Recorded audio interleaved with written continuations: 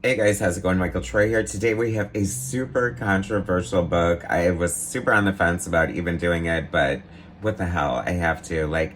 You need to see it. It's like probably the most controversial tie into the 1963 situation, 1963 annual. You know, you've got the Alan Moore series from 1993, the Promised Annual, the Don Simpson answer to that, and like this bootleg 1963 comic book that is supposed to be being made, and this is a controversial aspect about it. The guy who did this part of the book was kicked off for his affiliation with a certain controversial comic group that I don't even want to mention by name. I have zero support or affiliation with them. The only reason I'm doing this is because of the crazy story behind it. So we're looking at the How to Draw Comics, the 1963 way bootleg comic from Dr. Ben Anthony. So that is what we're looking at today. Subscribe to my channel if you haven't already. Hit that like button and let's get right into it. Okay, so I probably should have written a script, whatever, bear with me. So if you're watching this, you might have some interest or knowledge of 1963. The retro Alan Moore superhero series started by Image Comics back in 93. It was like a 6-issue series that was supposed to culminate in this huge hoopla annual to be drawn by Jim Lee. The whole thing was like a big farce. There's a huge story about it. It never happened. I don't know why people need it to happen so bad. Don Simpson, who lettered, I don't know, the first few issues and was eventually fired from the series, seems super bitter about it, and did his own, like, 1963 annual, which is unofficial, of course, because, like, I guess the only way to make it official is to have Alan Moore's involvement, and you're never going to have that. So I guess people just feel the need to do their own versions or complete it themselves or whatever. But Don Simpson's is actually more of a Megaton Man story, and it's actually like really amazing. So I think he deserves an Eisner for it, to be honest with you. How to Draw Comics the 1963 Way by Dr. Ben. Okay, so I've known Dr. Ben for a while. I think through like projects like Darkest Image, fan projects and stuff.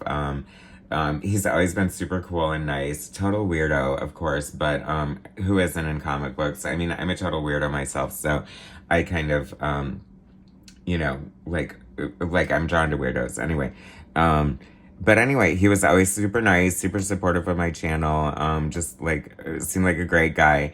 And then I started hearing controversy about him, and sudden, like he was affiliated with this okay, so there's like a fan group doing a 1963 comic book annual. Don Simpson totally scooped him on it.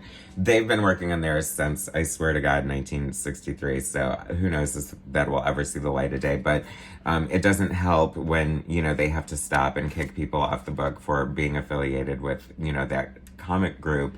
And so this is his excerpt. He sent it to me. So all is not lost. So you get to see it. And like I said, this is in no way to support that group that I am not affiliated with. Like I said, I am not even going to mention them by name.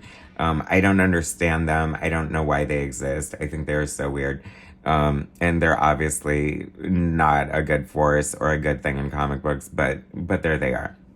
And I don't know why, Dr. Ben, I'm going to just tell you right now, I feel like you had some good things going on. You say you feel like you don't belong in any group, so why pick like such a hateful group to belong to? I feel like you should have leaned into friends like me and just like done fun comics like this. Because I don't know, I mean, it doesn't feel like your political views are like spewing over into this or anything, but whatever. I don't want this to be political.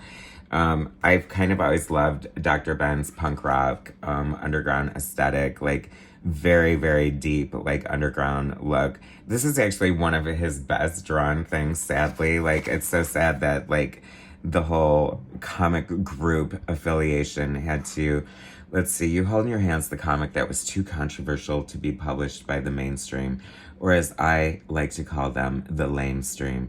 A real honest-to-goodness bootleg comic book straight from the epitome of underground comics. That's actually my quote about Dr. Ben. Thanks for not giving me credit for that quote, but whatever.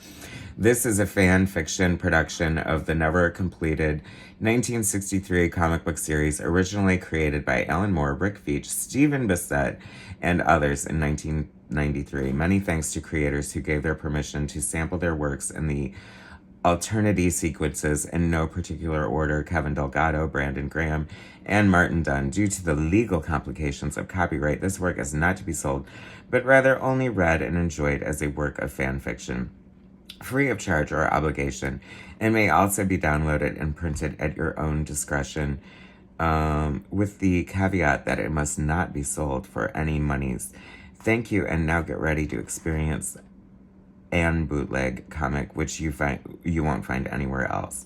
Bernard Crochet.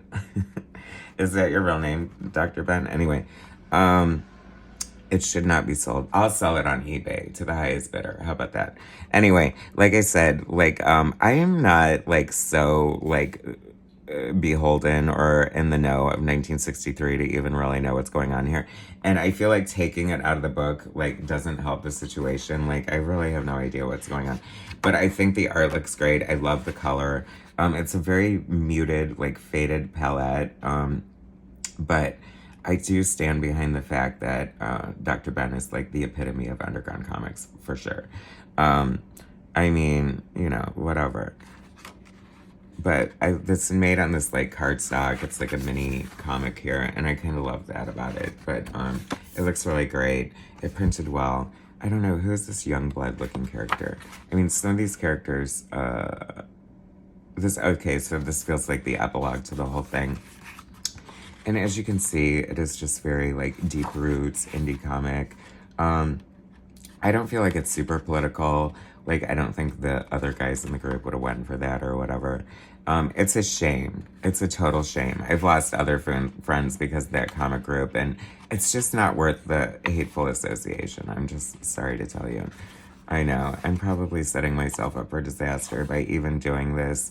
Like I said, I don't care about your group. I just have zero affiliation and just want nothing to do with it, even though I'm reviewing this. But I feel like it has historical merit because of the tie-in. Because, like, in a way, like, this is a fan-made project that this was a part of. However, they did get permission, and, like, I think they even paid for permission from, like, Rick Veitch or whatever to use some of these characters. So, I mean, official a little bit.